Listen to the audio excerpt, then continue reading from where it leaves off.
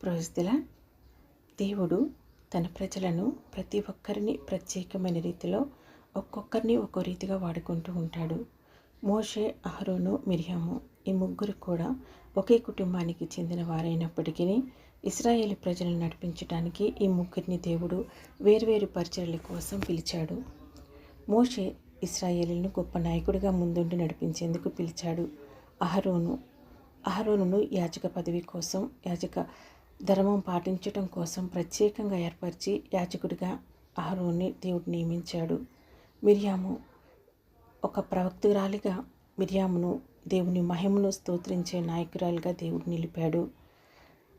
వీళ్ళ ముగ్గురిని గురించి మీకా వ్రాసిన పత్రిక 6వ అధ్యాయము 4వ వచనంలో ఇలా ఉంది.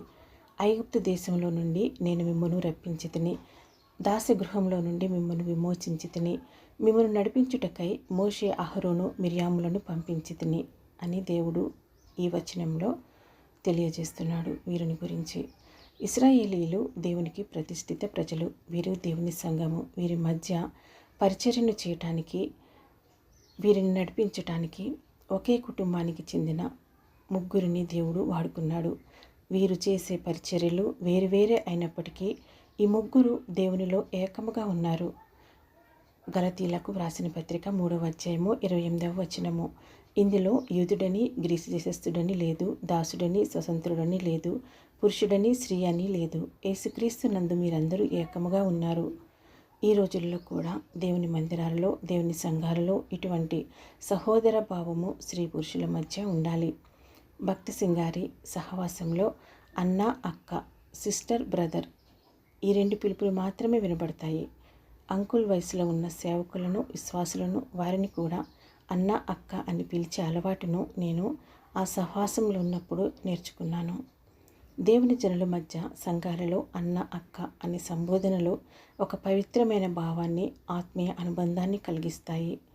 మోషే, అహరోను, మిర్యాములను దేవుడు వేరువేరు పరిచర్య కొరకు వాడుకున్న ఈ ముగ్గురిని గురించి నేను చెప్పే ముందు ఈ ఉపోద్ఘాతము వీరిని గురించి ముందుగా ఎందుకు తెలియజేస్తున్నాను అని అంటే, దేవుడు వీరికి ఇచ్చిన పిలుపును, వీరు నడిపించే విధానం, వీరికి ఇచ్చిన పరిచర్యను వీరు గమనించారా లేదా, గమనించలేకపోతే ఎటువంటి దుష్ప్రభావాలు కలిగాయి అన్న విషయము వీరిని బట్టి మన జీవితంలో మనము ఏమి నేర్చుకోవాలి అన్న ప్రాముఖ్యమైన సత్యమును మనం ఖచ్చితంగా గ్రహించి తీరాలి.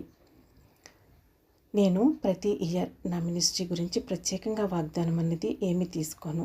కొన్ని కఠినమైన పరిస్థితులు వచ్చినప్పుడు తప్ప, అది కూడా నేను ఎప్పుడు బుక్ స్టాల్ నుంచి తీసుకొచ్చి 90లో ఉంచుకున్న వాగ్దానాల నుంచి ఒకటి తీసుకుంటాను.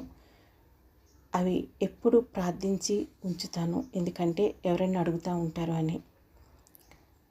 అలా ప్రార్థించి ఉంచిన నా ఇంటిలో ఉన్న ఆ వాగ్దానాలను నేను నా మినిస్ట్రీ కొరకు నేను తీసుకుంటూ ఉంటాను. అవి తప్ప వేరే సహవాసంలో నా మినిస్ట్రీ కొరకు నేను వాగ్దానం అన్నది ఎప్పుడు తీసుకోలేదు. నేను ఏ సహవాసంలోకి వెళ్ళినా నా వ్యక్తిగత వాగ్దానమును మాత్రమే నేను తీసుకుంటాను. నా మినిస్ట్రీ కొరకు నేను ఎప్పుడు వాగ్దానం తీసుకోలేదు. యూట్యూబ్లో నా పరిచర్య అప్పుడప్పుడే వృద్ధి అవుతుంది అని అనుకున్న సమయంలో 1 సంవత్సరము నేను వెళ్ళే వేరొక సహవాసంలో నా వ్యక్తిగత వాగ్దానం తీసుకున్న తర్వాత నా మినిస్ట్రీ కొరకు నేను వాగ్దానం తీసుకున్నాను. అది జెఫన్యా 3వ అధ్యాయము 20వ వచనము. నేను మీకు ఖ్యాతిని, మంచి పేరుని తెప్పించును. ఆ సంవత్సరం ఆ సహవాసంలో దేవుడు నన్ను ఒక ప్రత్యేకమైన రీతిలో వాడుకొని నా మినిస్ట్రీ వాగ్దానమును దేవుడు నెరవేర్చాడు.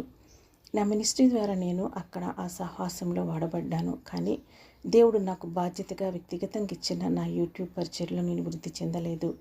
ఎందుకంటే దేవుడు మనకిచ్చిన మన వ్యక్తిగతమైన పరిచర్య దానిలో ముందు మనం వాడబడాలి. దేవుడు వ్యక్తిగతంగా మనకు ఏ బాధ్యతనైతే తన పరిచర్య నిమిత్తం ఇచ్చాడో దానిలో మనం నమ్మకంగా ఉండాలి. వ్యక్తిగతంగా వచ్చిన పరిచర్యను వ్యక్తిగతంగానే దాన్ని నమ్మకంగా చేయాలి. దేవుడిచ్చిన బాధ్యతను ఇంకొకరికి అప్పగించకూడదు. సమాజంగా వచ్చిన పరిచర్యను సమాజంతో కలిసి చేయాలి. ఇది క్రమం. ఇది నాకు అర్థమైన తర్వాత నా మినిస్ట్రీ కొరకు నేను ఏ సహవాసంలో కూడా వాగ్దానం అనేది ఇంకా నేను తీసుకోలేదు. దేవుడు మీకు బాధ్యతను ఏదైనా ఇచ్చాడా, అయితే దాని విషయంలో పట్టు వదలకుండా నమ్మకంగా దాని అభివృద్ధి కొరకు దేవునితో పోరాడండి. దేవుణ్ణి ప్రార్థించండి. దేవుడు మీకు ఏ పరిచర్యను అయితే ఇచ్చాడో, ఏ బాధ్యత అయితే ఇచ్చాడో దాని విషయంలో, దాన్ని నెరవేర్చే విషయంలో నమ్మకముగా మీరు ఉండండి.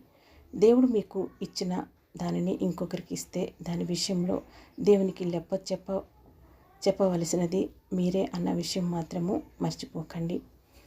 ఇటువంటి నేపథ్యంలో మోషే, అహరోను, మిరియాము జీవితాలలో మనము ఏం నేర్చుకోవచ్చు అనేది ఇంకొక వీడియోలో మనం చూద్దాం. Praise the lord.